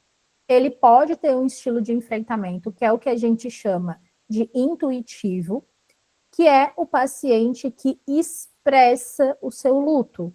É aquele paciente que chora, é aquele paciente que fala, é aquele paciente que mostra para o mundo inteiro o que ele está sentindo, é aquele paciente que a adaptação dele ao luto está ligado à expressão e à exploração dos sentimentos. Então, esse é aquela pessoa que vai falar, se ela tiver, eu digo isso sempre nas minhas aulas, se estiver na padaria, ela vai contar para a pessoa que está na fila com ela o que ela está vivendo, porque ela precisa falar, ela precisa expressar. E o instrumental já não. O instrumental é aquela pessoa que não fala, é aquela pessoa que faz. Então, o sofrimento do instrumental, ele não aparece só, ele não aparece na fala, ele vai aparecer no comportamento. Então, a adaptação, ela acontece quando o paciente está pensando ou ele está fazendo alguma coisa. E por que é importante a gente saber essa diferença? Porque se você não sabe o estilo, você pode tentar fazer o paciente falar alguma coisa quando ele precisa agir. E aí, nesses casos, nenhum dos dois entende, eles não se entendem. Então, quando a gente sabe que o paciente é intuitivo, a gente já entende o quê? Essa é uma pessoa que precisa falar mais, essa pessoa eu preciso usar com ela mais técnicas de expressão, essa paciente eu preciso usar mais técnicas voltadas para expressão emocional, regulação emocional, e a pessoa instrumental, eu preciso utilizar mais técnicas comportamentais e cognitivas. Então, isso ajuda a gente a entender aonde que a gente vai atuar com cada paciente. Porque nenhum dos dois é errado ou é certo. São só formas diferentes de viver o luto. E pode acontecer de a pessoa, ela, às vezes, ser de um jeito aqui e de uma outra perda ela ser de outro jeito, tá? Então, assim, elas não são fixas, mas a gente precisa observar como que é cada pessoa. Então, assim, eu tenho paciente, por exemplo, que quando chega de luto, fecha a rede social, não expressa e não fala nada e não quer que ninguém veja nada da pessoa ali, né? E tem aquelas pessoas já que fazem Instagrams de luto, que colocam cartas, que escrevem, que expressam. Quem é que está certo? Ninguém está certo ou está errado. São formas diferentes de experimentar as reações de luto, tá? Então, não existe um jeito certo e errado. E aí, aqui eu coloquei para vocês um caso real que eu atendi, que foi o casal que chegou para mim. Na verdade, não foi o casal que chegou para mim, foi a paciente, a moça que chegou para mim. Ela veio trazida por uma amiga. E quando eles entraram em contato comigo, essa paciente eu atendi ela presencial. Eles chegaram para mim e essa amiga disse assim: ela tem pensado muito em suicídio, ela tem falado em suicídio e assim, eu preciso que você ajude ela. E ela chegou na terapia e a primeira coisa que ela falou, ela sentou no sofá, ela olhou para mim e ela falou assim: eu sei que o meu casamento vai acabar, porque os casais que perdem um filho não ficam juntos. Essa foi a primeira frase que ela me falou assim que ela se sentou no sofá. Eu não sabia nada dela, não sabia quem tinha sido a perda dela, nada, ela só me disse isso. E aí eu comecei a entender o que estava acontecendo, né? Então, essa pessoa tinha perdido uma criança na Covid, ela estava gestante e a filha dela nasceu com Covid e ela estava com insuficiência já pulmonar e tudo por causa da Covid e por falta de socorro naquela época, né? Era muito difícil tudo, não foi possível salvar a criança. Então, a bebezinha dela faleceu no primeiro dia de vida. E aí ela chegou depois, né, com essa frase muito forte do casamento, né? Então, o que acontecia ali? Qual era o ruído, né? O que estava acontecendo ali que não estava sendo visto? ela era uma pessoa intuitiva e ela lia o silêncio do marido, que o marido não falava, o marido não chorava, o marido não conversava sobre a filha. Ela entendia assim: ele não amava a nossa filha. Era isso que ela entendia. E ele, instrumental, ele sempre instrumental, o que ele entendia era o choro dela como ela não está tentando melhorar, ela não está se ajudando, ela quer ficar chorando o tempo todo.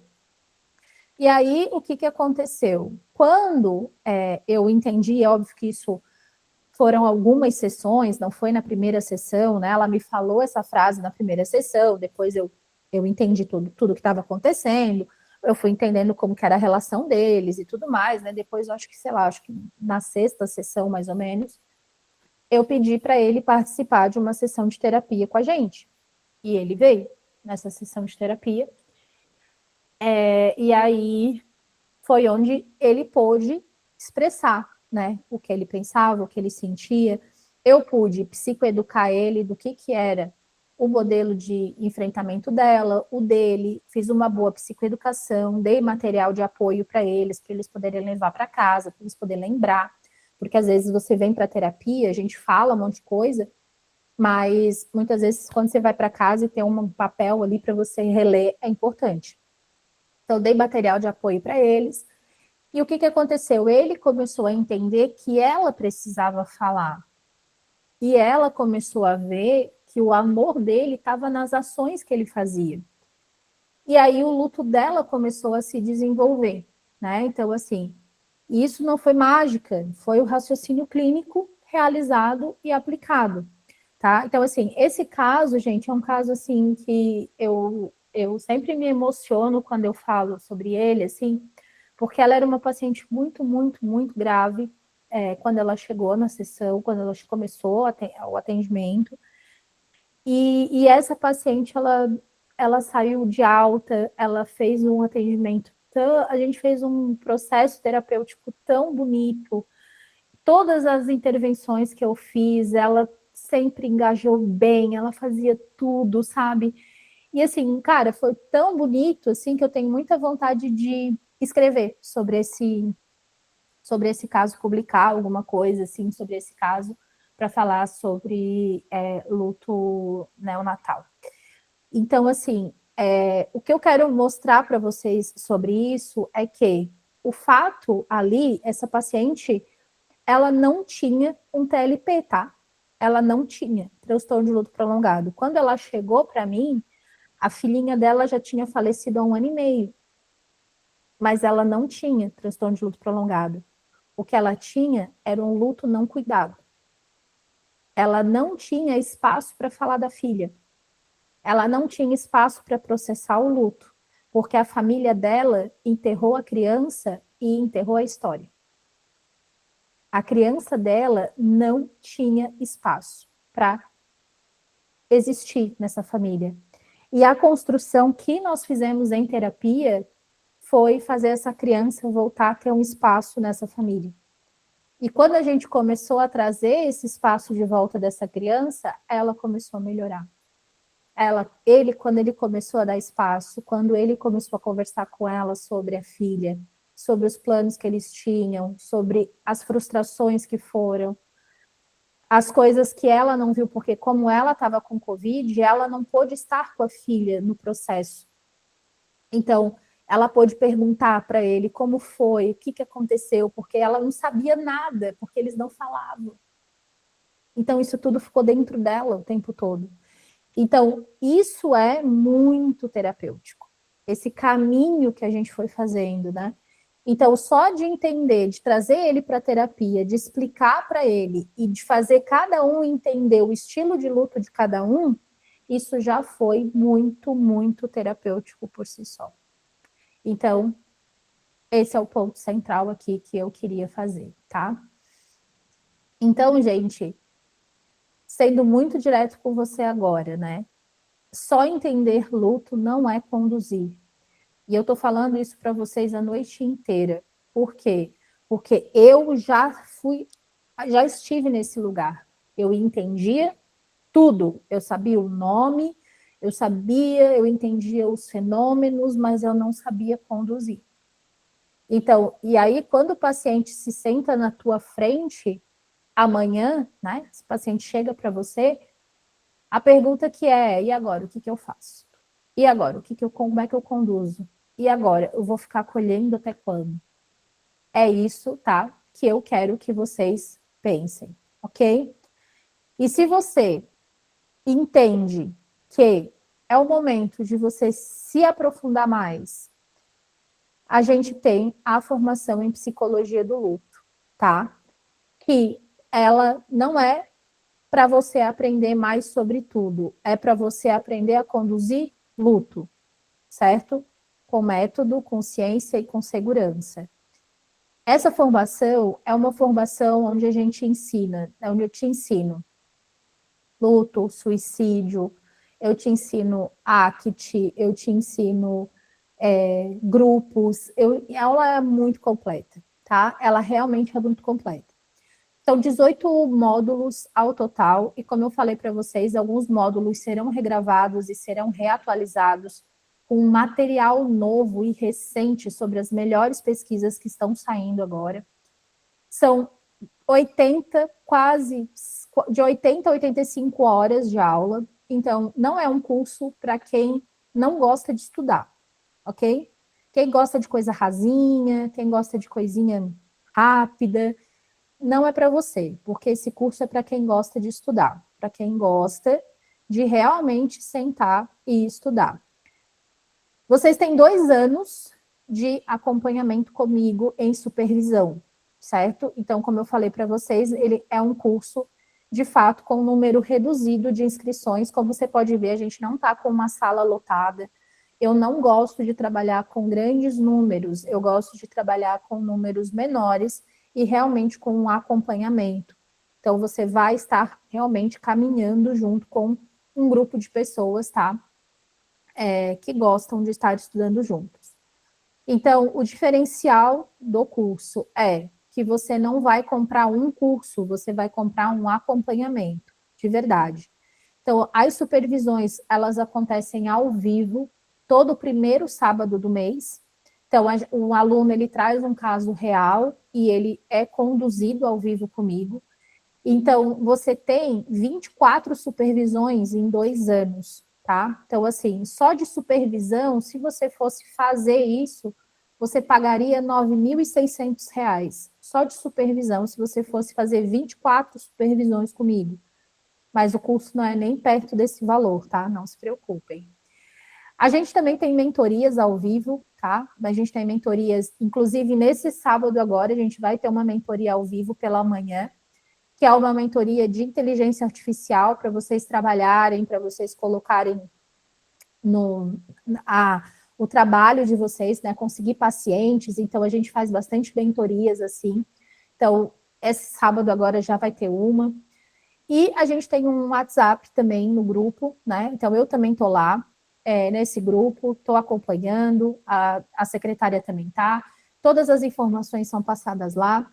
A gente tinha esse grupo aberto, os alunos faziam trocas maravilhosas, era muito legal, mas aí a gente teve um problema no grupo com os alunos, que acabaram fazendo uma briguinha ali entre eles e tudo mais, e aí a gente decidiu fechar o grupo, infelizmente, para evitar problemas. Então, é um lugar onde eu estou sempre ali mandando algumas coisas, atualizando algumas coisas, e sempre quando a gente tem vagas de terapia, a gente também coloca lá para quem tiver interesse também participar, tá? Então, realmente, você vai ter um acompanhamento, você vai caminhar junto comigo, a gente vai estar junto, né? Você vai poder ter acesso, e por isso que é uma coisa mais realmente tranquila, no sentido de que não é aberto para todo mundo, e ele realmente não vai ser mais um curso que qualquer pessoa compra a qualquer momento, tá? Então, ele vai ser realmente um curso mais enxuto, né? Então, a gente já teve mais de 1.000 psicólogas que passaram aqui por esse curso, né? Então, realmente é uma coisa que me orgulha muito de ter tantas alunas. Hoje mesmo a gente já conversou com várias aqui, que estão aqui, e estão sempre presentes e estão sempre estudando, né? Então, eu trouxe alguns depoimentos aqui, como uma aluna falou, né? Eu sou da primeira turma de 2022 e de lá para cá o meu consultório não só cresceu, como se tornou rentável. A formação me preparou tecnicamente, me deu um norte, a melhor escolha que fiz. E aí tive uma outra aluna que falou, né? Fiz formação em tanatologia, mas o seu curso me ensinou muito mais. E estamos só no módulo 8, virei fã. E a outra aluna disse: foi tão leve explicar o modelo duplo na sessão, me sinto mais capacitada, melhor investimento dos últimos tempos. Então, a gente consegue ver, né, que os alunos falam que foi direto ao ponto, muito raciocínio clínico, que superou as expectativas, que foi um divisor de águas, que a pessoa está saindo com mais repertório. Então, esse é a função do nosso curso, tá? Então, a condição para quem está aqui hoje é que você pode fazer a compra do curso em 12 vezes de R$ 175,51, ou você pode fazer ele à vista por R$ 1.697. Você pode fazer a compra dele e experimentar por 7 dias. Lu, não gostei. Não é o que eu queria, não é o que eu gostei, achei o curso fraco. O que a gente vai fazer? Você pode pedir o teu reembolso, a gente vai te dar 100% do valor sem nenhum problema. Qual é uma grande diferença do nosso curso também, que eu entendo ser uma grande diferença? Muitos cursos, quando vocês compram, o que acontece? Você entra lá, não tem nenhuma aula, só tem aula depois de 7 dias. E aí, o que acontece? Se você não gostar, você não pode mais pedir o teu reembolso, porque o curso está fechado.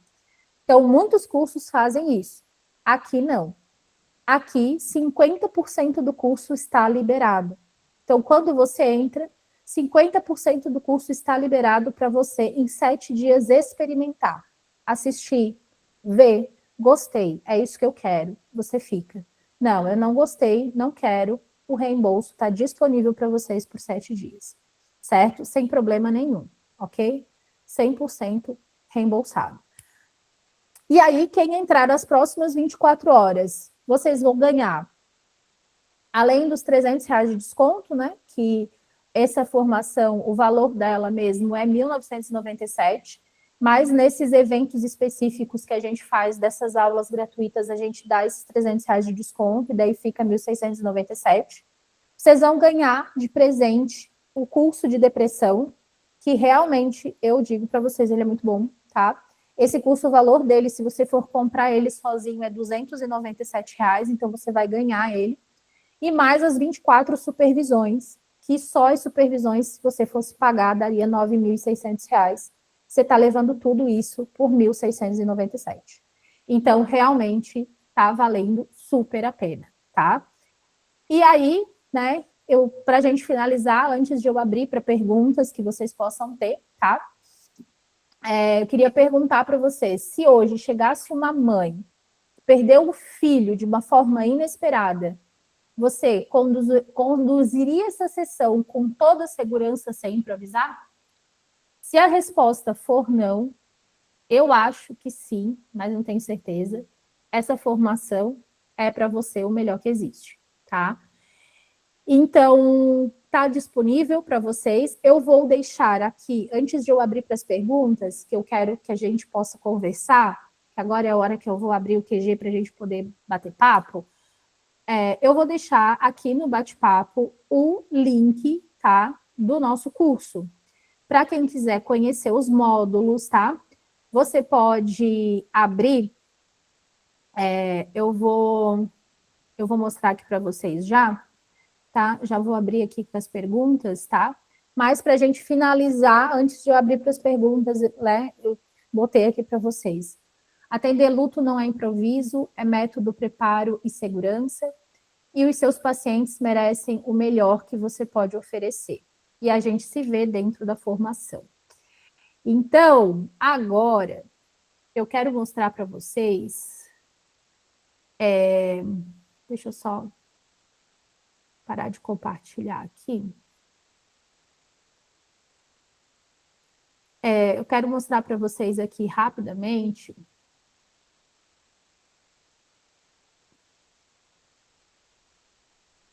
Vamos lá. Porque quando eu mandar para vocês o nosso papel da formação em luto, onde você pode... Não, peraí, fiz errado. Eu quero mostrar para vocês que é possível de vocês olharem todos os módulos do curso, tá? É isso que eu quero mostrar para vocês. Porque isso aqui é uma parte bem importante do nosso site, tá? Então, aqui a gente tem um site onde vocês vão poder olhar tudo aqui sobre o luto. Aqui tem um pouquinho da minha história, aqui tem um pouquinho de quem eu sou. Aqui embaixo, quando você desce até aqui, ó, isso aqui que eu quero mostrar para vocês. Aqui a gente tem os módulos do curso. Quando você clica aqui, ó, eles vão abrindo, ó. Então, aqui, vocês vão entrar aqui, vocês vão olhar tudo o que o curso vai oferecer para vocês, certo? Por quê? Porque a gente tem tudo aqui dentro, tá? A gente tem cuidados paliativos, a gente tem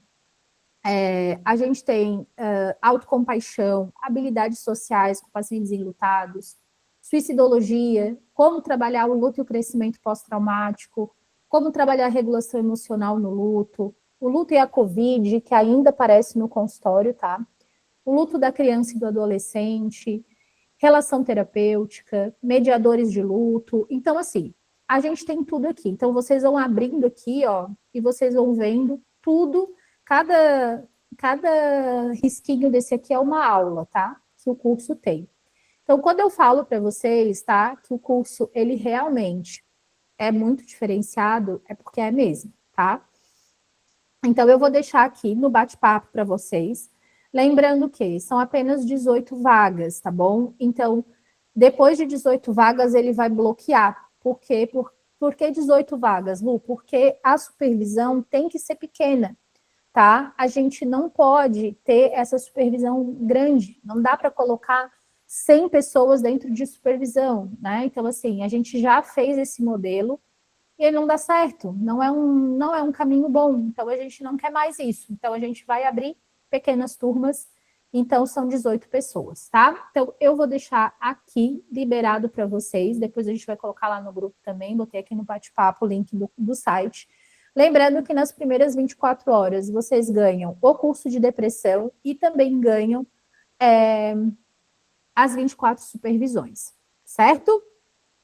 Bom, agora eu vou abrir para perguntas de vocês. O que vocês querem me perguntar? Deixa eu ver o que vocês estão falando aqui no bate-papo. A Márcia falou, aula maravilhosa, depois nos passa como acessamos o curso. Claro, já mandei aqui para vocês, ó. A Denise colocou, agradeço o compartilhamento, mas preciso sair, boa noite. O Cláudio também agradeceu. A Deise, o curso é muito bom, vale a pena. Obrigada, Deise. A Deise é nossa aluna. A Deise, você já renovou o curso, né? Você já fez e já renovou, eu acho. Eu acho que sim. A Meire, fiz a formação com você e tenho a agradecer, a nossa aluna também. A Hilda também é nossa aluna, excelente, super recomendo. Lu, maravilhosa nas aulas. A Silvana, vale muito a pena, é bem completo. Mais uma das nossas alunas. A Eixo Educação falou, sou aluna, quero renovar, o valor é o mesmo? Entre em contato com a gente no WhatsApp, por favor, Eixo Educação, que para renovação não é o mesmo valor, tá? Para renovação, para vocês que já são alunos, que já compraram, para renovação o preço é diferente. Entre em contato com a gente no WhatsApp, que a gente te passa todas as informações, tá? Fala com a Camila, que a Camila te passa todas as informações. Ah, é a Shirley. Ok, muito bom. Ok. Não, você pode conversar com a gente, tá, Shirley? Lá no WhatsApp, fala com a Camila, fala que tu é aluna, que tu quer renovar, que ela já vai te passar as informações da renovação, tá bom?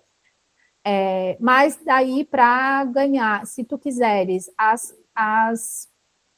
se tu quiser as 24 supervisões mais o curso de depressão, daí tu tem que fazer esse pacote aqui, tá? Porque daí esses são só para 18 pessoas mesmo, vai ser menor, tá? Essa turma vai ser menor. tá bom? Bom, vou abrir para perguntas. Como é que foi a aula para vocês? O que vocês acharam? O que vocês querem perguntar sobre o conteúdo da aula? Não precisa ser só sobre o curso, pode ser só sobre o conteúdo. Deixa eu até botar meu óculos aqui para enxergar vocês melhor. E aí, tem dúvidas? Como é que foi? O que vocês acharam da aula?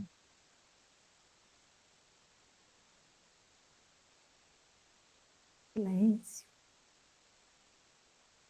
Vocês estão aí, gente? Ai, que bom que você gostou, Jéssica. Quero Mas só aí, elogiar. Vou falar, né? Que eu não aguento não falar. Só elogiar mesmo, Lu, por tudo, assim, as aulas. Então, se alguém aqui está na dúvida de se adquire ou não,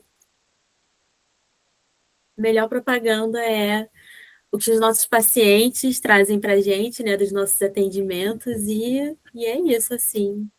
Confiem. E a supervisão, esse modelo de supervisão mais intimista, assim, eu acho que faz toda a diferença também. com certeza, com certeza. Sabe, Sara, que eu recebo muitos pedidos no WhatsApp, no Instagram, desculpa, de gente pedindo para abrir a supervisão de vocês para ouvinte. Eu sempre recebo pedidos assim, eu queria entrar como ouvinte, não dá para abrir, não sei o quê. E eu não abro mão disso, dessa questão intimista, imagina, o que a gente vive na nossa supervisão com, sei lá, 30 pessoas ouvindo. Já acabou tudo que a gente vive, né? Ter a nossa supervisão é um espaço muito rico. Então, assim, não, tem que ser intimista, tem que ser um lugar mais reservado, tem que ser mais fechado, não dá para ser grande. Não dá. Muito bem, que legal te ver aqui. Tu nunca mais veio nas aulas? Fazia tempo que eu não te via. Muito bom, um beijo. Mais alguém gostaria de perguntar alguma coisa? A Emanuela também gostou, achou que foi muito bom. Que bom. Lu, Oi, Lu, querida. tudo bom? E Deixa aí, eu dar tamo bem? meu depoimento. Agradeço muito a profissional que eu sou hoje em dia e luto a você. Apesar de todos aqueles cursos que você sabe que eu tomei, mas a minha bússola foi você. Pois não, é você. E eu vou ver até meus horários para tomar outro curso, para poder conhecer as coisas novas. Mas recomendo a vocês, viu, colega? Foi 2022, não foi? Fomos os Foi, primeiros. você é da primeira turma, né, É, Meire? Acho que tu é da é, turma da Sara, ó, a Sara está dizendo, ó, a Meire é do meu tempo. é isso mesmo. A primeira turma foi em 2022, foi? Faz tempo Foi pra caramba. a primeira turma. E eu recomendo, quando as meninas me perguntam, eu digo, olha, que eu recomendo Lu Figueiredo. Né? Contanto que já veio colegas minhas que segue você, acho que tem curso com você também. Sim, acho que teve uma colega tua que fez o meu curso de transtorno de estresse pós-traumático, não foi? Foi, Acho que foi, que foi bem legal foi. também. Ai, que Tá legal, certo. né? Eu adoro ver vocês por aqui, sempre rostinhos conhecidos. E é isso, assim, eu sempre falo, assim, os alunos que participam, os alunos que estão sempre aqui ativos, a gente conhece, e, assim, quem vem, porque tem muito encontro ao vivo, né? Tem muita coisa gostosa para a gente estar fazendo, né? Então, isso é muito rico, isso é muito bom. Muito bem, deixa eu ver aqui o que a Gisela falou. Gisélia, maravilhosa, reforçou algumas coisas que aprendi e outras que ainda não havia visto, ampliando conhecimentos. Gratidão. Que bom, fico muito feliz, gente. Que delícia. Bom, então, se vocês não têm mais dúvidas, não tem nada para perguntar, a gente vai encerrando a nossa noite de hoje, então. Quem não segue ainda lá no Instagram, segue lá para conversar com psicólogos, tá? O Instagram agora é outro, tá? Eu vou deixar aqui para vocês, tá? É o @lufigueiredo.edu. Lá eu estou conversando sobre psicologia voltado para psicólogos, tá? Não para enlutados. Então, é um caminho bem legal, tá bom? nos grupos do WhatsApp, a gente vai mandar material de apoio para vocês. Então, fiquem no grupo do WhatsApp, tá bom? A gente vai mandar o material de apoio sobre tudo que a gente conversou aqui na aula de hoje, vai sair para vocês. Quem pegou a aula pela metade, quem perdeu, a gente vai subir a aula também na plataforma para vocês por 7 dias. Depois a gente vai fechar, tá bom? A aula não fica disponível sempre. 7 dias e a gente fecha. E lembrando que, assim, garantam nas próximas 24 horas para pegarem os bônus, tá? Que é a supervisão e o curso de depressão. Sério, só aí vocês já estão aí ganhando, sim, economizando uns 10 mil reais, porque a minha supervisão é 400 reais cada uma. Então, hoje, se você pegar 24 supervisões, é 9.600 reais que você está economizando, tá? Então, assim, supervisão vale demais, gente. Que lugar rico que é supervisão. Se eu tenho uma coisa para indicar para vocês, façam supervisão. Tá bem, meus queridos? Obrigada pela atenção, obrigada pelo carinho de hoje. Fica aqui o meu agradecimento. E a gente se encontra por aí, nos próximas aulas gratuitas que serão várias, que tem muita coisa boa vindo por aí. Tá bem? Beijo no coração de todo mundo, viu? Tchau, gente.